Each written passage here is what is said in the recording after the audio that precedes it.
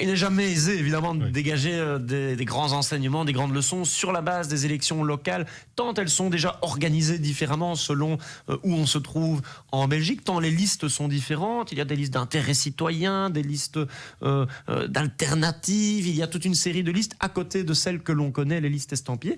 Mais il y a quand même quelques éléments qui ressortent. On a commencé ces échanges sur cette question. C'est la place de l'extrême droite, extrêmement spécifique. Pour la première fois qui se hisse au pouvoir à Ninove, qui remporte de très bonnes performances sans toutefois se hisser en tête dans la plupart d'entre elles, dans un certain nombre de communes en Flandre. Et à l'inverse, côté francophone, une extrême droite qui semble atomisée, qui ne parvient même plus à sauver quelques sièges. Elle en décroche un seul, à Moucron en l'occurrence, sur les listes du parti chez nous. Donc ça, c'est un élément qui me semble important à souligner.